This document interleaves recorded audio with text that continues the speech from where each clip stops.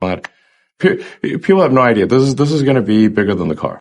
So it feels like at some point in the last year, seeing the progress on understanding that the AI, the Tesla AI, understanding the world around it, led to a kind of an aha moment in Tesla. Because you really surprised people recently when you said probably the most important product development going on at Tesla this year is this robot, Optimus. Is it something that happened in the development of full self-driving that gave you the confidence to say, you know what, we could do something special here? Yeah, exactly. So, it took me a while to sort of realize this, that in order to solve self-driving, you really needed to solve real-world AI. And at the point at which you solve real-world AI for a car, which is really a robot on four wheels, you can then generalize that to a robot on legs as well. The things that are currently missing are enough intelligence for the robot to navigate the real world and do useful things without being explicitly instructed. So the missing things are basically real world intelligence and scaling up manufacturing. Those are two things that Tesla is very good at. But people have no idea. This is going to be bigger than the car. I mean, in one way, it's actually an easier problem than full self-driving, because instead of an object going along at 60 miles an hour, which if it gets it wrong, someone will die.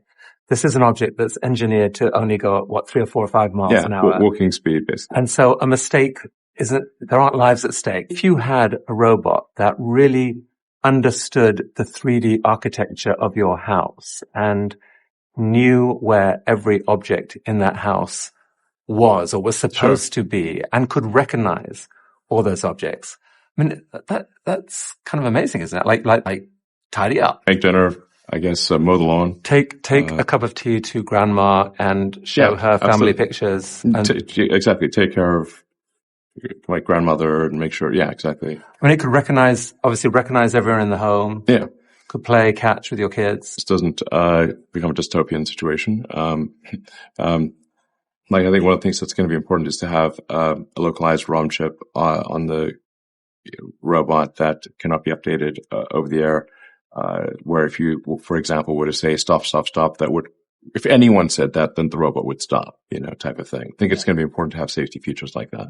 Well, I'm trying to set a good example because the birth rate on Earth is so low that we're facing civilizational collapse unless the birth rate returns to a sustainable level.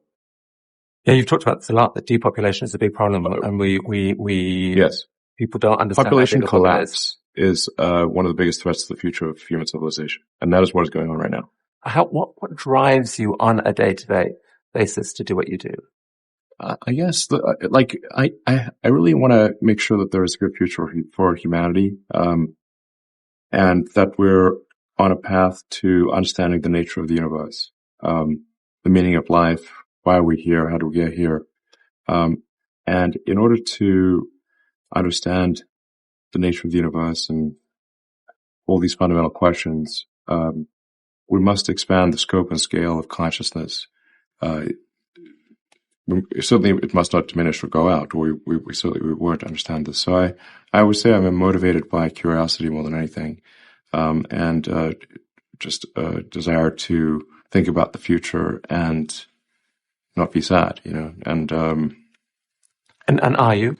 I think the population collapse is a really big deal that I wish more people would think about, because the birth rate is far below what's needed to sustain civilization at its current level, and there's obviously we need to take action on climate sustainability, which is being done, and we need to secure the future of consciousness by being a multi-planet species. We need to address it's important to take whatever actions we can think of to address the existential risks that affect the future of consciousness. Well, I think if you want the future to be good, you must make it so.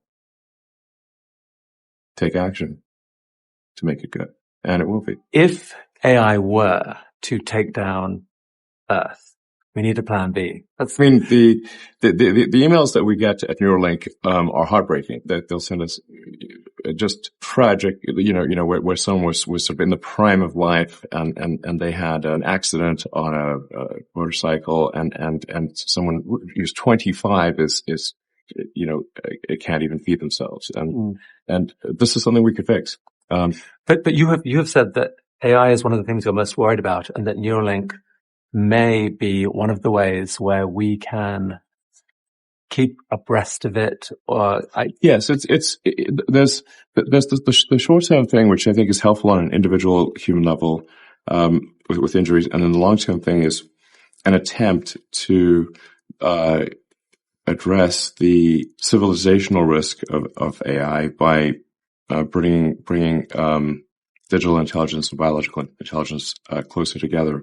I mean, if you think of how the brain works today, there are really kind of two layers to the brain. There's the limbic system and the cortex. You've got the kind of animal brain where it's kind of like the fun part, really. And that's where most of Twitter operates, by the way. Yeah. I mean, I think like Tim Urban said this, like we're like somebody, stuck a computer on a monkey. Right.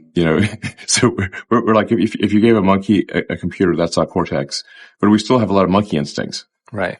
So, which we then try to rationalize as, no, it's not a monkey instinct. It's something more important than that, but it's often just really a monkey instinct.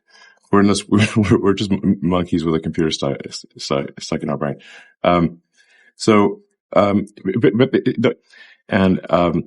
people really want their phones and their computers, which are really the tertiary, the third part of your intelligence. It's just that it's like I said, the bandwidth, the rate of communication with that tertiary layer is slow, and it's just a very tiny straw to this tertiary layer, and we want to make that tiny straw a big highway. And I'm definitely not saying that this is going to solve everything, or this is, it's the only thing.